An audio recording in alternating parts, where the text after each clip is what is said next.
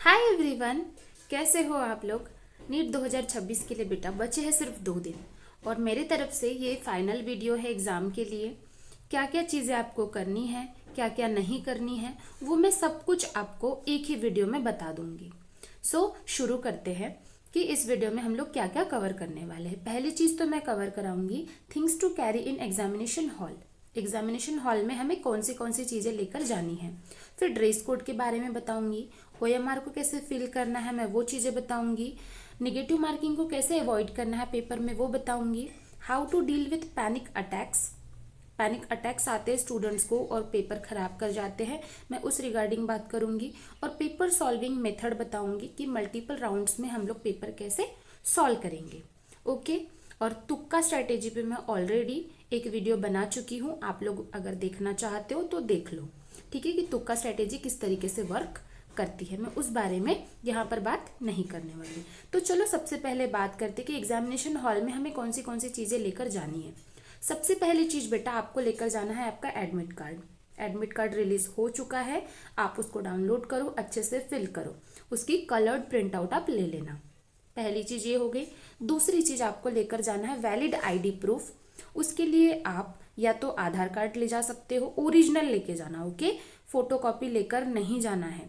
आधार card, pan card या फिर आपका पासपोर्ट अगर है तो वो लेकर जा सकते हो, या फिर वोटर आईडी आप लेके जा सकते हो। तीसरी चीज क्या है बेटा, passport size and post card size photo, मतलब छोटा और बड़ा वाला फोटो, ठीक है, लेकर जानी है।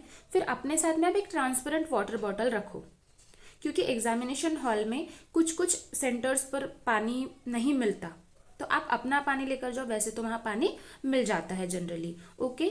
आप अगर स्पेक्ट वियर करते हो तो आप स्पेक्ट्स वियर करो, ये चीज़ें मतलब वो लोग उसके लिए मना नहीं करेंगे। और दूसरी चीज़, आप अपने साथ में एक ट्रांसपेरेंट पेन रख लो, वैसे तो पेन वहाँ पे प्रोवाइड करेंगे, और वही पेन का तो प्राइस हमने दिया है ना उनको। हमने जब फॉर्म भरा था नीट का, 1500 से लेके 2000 तक जो हमें फीस लगी है, वो एक सिंगल पेन के लिए तो है जो एनटीए हमको प्रोवाइड करने वाला है, राइट। वो वहाँ मिल जाएगी। ठीक है, ये चीज़ें आप लेके जानी है आपको। मैंने क्या बताया, पहली चीज़ एडमिट कार्ड, दूसरा valid ID proof, then photo लेकर जानी है, और वाटर बॉटल अपने सहूलियत के हिसाब से आपको लेके जाना है, पर हाँ मेटल वाटर बॉटल लेकर नहीं जाना है। ओके। चलो अब मैं यहाँ से एक चीज़ें आपको कवर कराती हूँ। मैंने सबसे पहली चीज़ ये करा दी, things to carry in examination hall, क्या क्या लेकर जाना है करके। अब बात करते हैं ड्रेस कोड के बारे में। मैं ड्रेस कोड की बात करूँ ना बेटा, आपको जाना सबसे सिंपल बनकर। आप शॉर्ट स्लीव्स के टी शर्ट्स पहन लो एंड लोअर्स पहन लो, लड़कियां भी पहन सकती है, लड़के भी पहन सकते हैं। आपको सनग्लासेस अवॉइड करना है, ज्वेलरीज अवॉइड करना है। लड़कियां अगर अपने हेयर्स को बांधती है तो आप छोटा मतलब पतला रबर बैंड लो, उससे बांधना। ओके, ऐसे क्लचर्स वगैरह यूज नहीं करने हैं, ठीक है। जैकेट्स वगैरह यूज नहीं करनी, मल्टीपल पैकेट्स वाली चीजें आपको वियर नहीं करनी, शूज नहीं वियर करने हैं। आप अपनी हवाई चप्पल पहन लो, सबसे सिंपल, मतलब ऐसे बनकर जाना है जैसे हम घर में रहते हैं। ओके।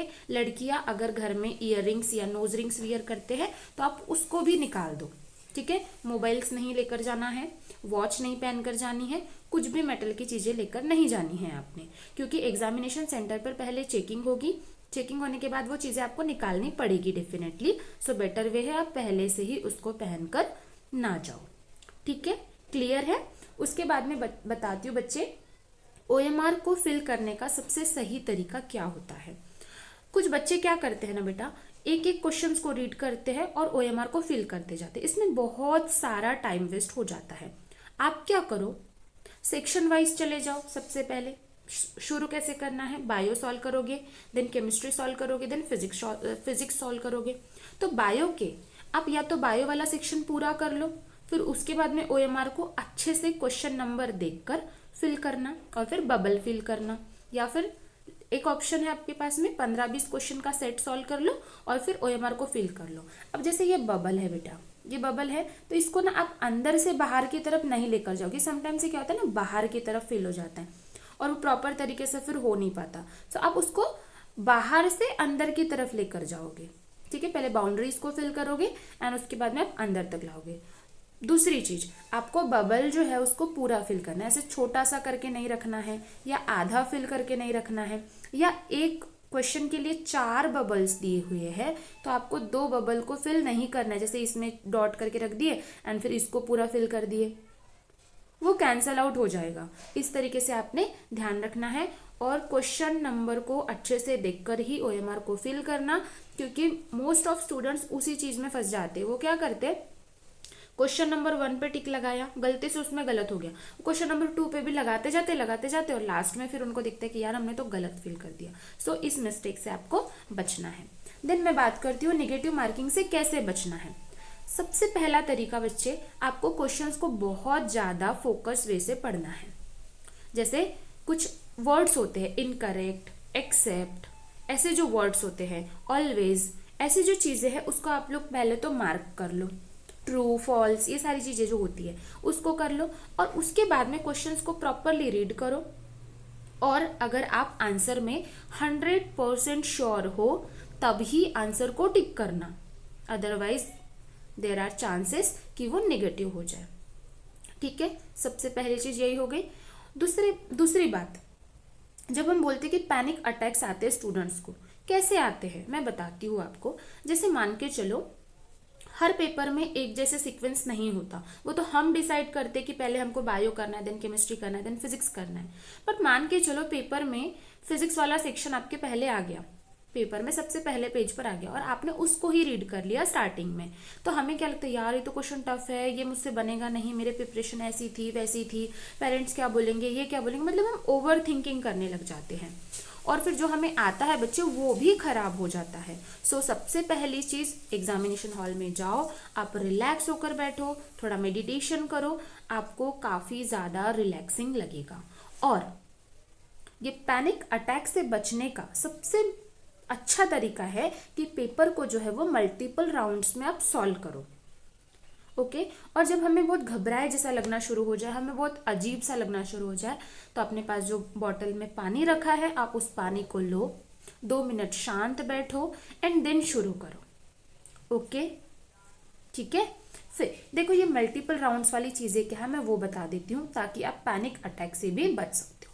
मल्टीपल राउंड्स मतलब बच्चे वो कि जैसे क्वेश्चन पेपर हमारे हाथ में आया, आप थॉरली क्या करो, क्वेश्चन पेपर को रीड करो, उसमें से आप पहले राउंड में इजी क्वेश्चन को मार्क कर लो कि ये जो क्वेश्चन है ये 100% श्योर है एंड मैं इसको एकदम एक बार पढ़ते ही इसको सॉल्व कर लूंगा। मेनली आप बायो में करो एंड केमिस्ट्री में करो, फिजिक्स में सॉल्विंग का चीज रहता है, उसमें आप ये चीजें नहीं कर सकते कि देख ली और बस तुक्के मार दिए, ऐसा नहीं करना है। पहले राउंड में हमने इजी वाले क्वेश्चंस को उठा लिए, देन दूसरे राउंड में मॉडरेट क्वेश्चंस को उठाओ, जहां पे आप थोड़ा थिंकिंग करके सॉल्व कर सकते हो। एंड थर्ड राउंड में आपको क्या करना है कि थर्ड राउंड में आपने उन क्वेश्चंस को उठाने हैं जो टफ थे, जो आपसे पहले राउंड में और दूसरे राउंड से छूट गए थे, तो वो क्वेश्चन पर आप एक बार थिंक करो, लेकिन हाँ उसको ऐसे ही फिल नहीं कर देना है कि यार शायद ये आंसर होगा, शायद वो आंसर होगा, ऐसे गेसिंग्स नहीं करनी है।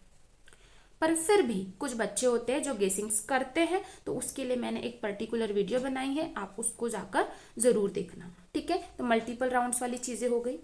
और बच्चे एक चीज समझना, क्वेश्चन पेपर अगर टफ आ जाता है तो आप ये समझना कि पेपर सबके लिए टफ था, सिर्फ मेरे अकेले के लिए नहीं था।